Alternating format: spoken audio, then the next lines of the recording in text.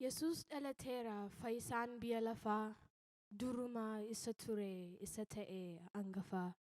Dachee isaa bareechee itti godhee bifa furiin biyya lafaa Yesusumaan qofa. Hojiinsaa qajeelaa isa ta'e ifa hundumti isaa sirrii tokko hin qabu fafa. Beekumsi hundi kansaa lakkii miti doofa nu hubachiisuuf dhufe gara biyya lafaa. Fayyisaatu dhalate Yesus ilma Waaqaa dhaara tokkoon qabu dubbiinsaa hundu haqaa.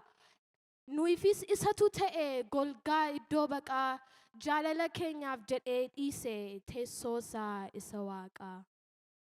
Har'allee jedhame yaadannoo dhaloota isaa keessi keenya dhimmee ni yaada waa'eesaa gochii fi gaarummaansaa hin dhumu nu keessaa kallattii hundumaan isatu nu geggeessa. Silaa naman qoodu jedhee ati hiyyeessa timoo sooressaa ogeessa beekamaa oolchaadha maqaansaa. Durii ture jiraataa barundumaa har'a dhalatee miti durumaayyuu waaqumaa. Uumamni hundinuu Yesuusiif ugguma barri dhufee darbus isatu safeeffatama. Yesuustu dhalatee banaaf cufaa waamaraa teessoonsaa ol dheeraa homtuu hin jiru biraa. Waaqummaansaa guutuu bara hamma bara baraa lolaan waliin beeku isa mootiin araaraa. Mucaatu dhalatee ilmatu nuuf kenname abaarsaaf cubbuun isaan nurraa cirme nutu quban qabnu ofii isaan nuuf dhimme jiruu bara baraayyuu Yesuustu nuuf eeyyame. Furiitu dhalatee isaan gafa nagaa gaarummaansaa baay'ee gonkan qabu daangaa. Abbaa keenya ta'uuf nun gaafanne ulaagaa yeroos hin fudhanne hin lakkoofsifne waggaa. Maaf achi fagaattee hin dhaabbatiin moggaa jedhee nu waamee nuuf ta'e abbaa dhugaa kan isaa nu godhate ishoo nuuf baga. Mootiitu dhalate mootii isa gaarii jalqabnis dhumnis Yesuus bu'urri.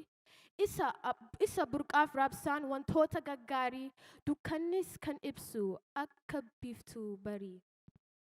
Nu biraa hin hafu har'as ta'ee borii qannoo malee isa biran jiru gadadoonniif joorri. Abbaatu nu badhaase kakuu isa durii argansuu keenyayyuu kennaa isaatii bari. Yesus abbaa sirrii isa nutti siqu dhukkubbiin keenya kan dafee isa quuqu. Sababa tokko nu achi nurraan siqu waa'ee keenyaa beekuuf orman biran dhaqu. Utuu isa qabnu homtinuu nun danqu fuulli keenya ife kanaaf kan sesseequ. Badii bara baraa isatu nu oolche badanii badduu ba'uu Yesuustu nu of kalche. Alaaf keessa keenya bocee isa bareechee hafuura qulqulluu kennaa godhee keessa keenya bulchee ayyaana isaatti mana isaa keessaa kan nuyin bubbulche. Wanta aduu gadi hunda ishee tuffatee dallaa horii keessatti kan inni dhalate guddaa ta'e utuu jiruu xiqqaa ta'ee mul'ate wanti hundi kan yeroo akka ta'e nuyin barsiifate. Dallaannis manni mootiis Yesuusiif tokkuma garuu utuu dallaan taane nutu dagatama. Isaa waliin jiraanna baroota hundumaa inni dhaala keenya eenyutu nutti falma.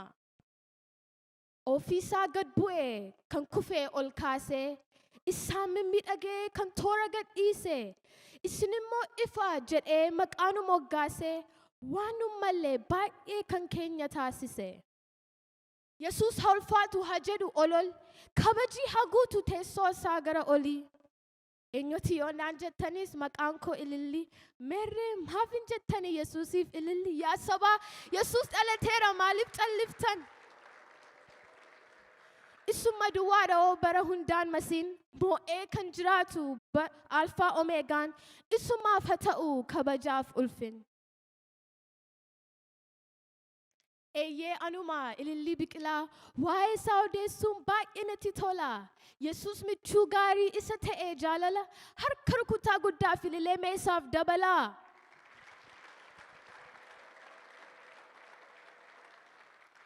Ani borisin isu waa'ee isaa dubbachuu narraas hin fokkisu yoon ta'e illee kichuu qaba tokkootu isa kan deemsa koo bareechu Yesus dhalateera garaan gamade dabalee haa ililchuu.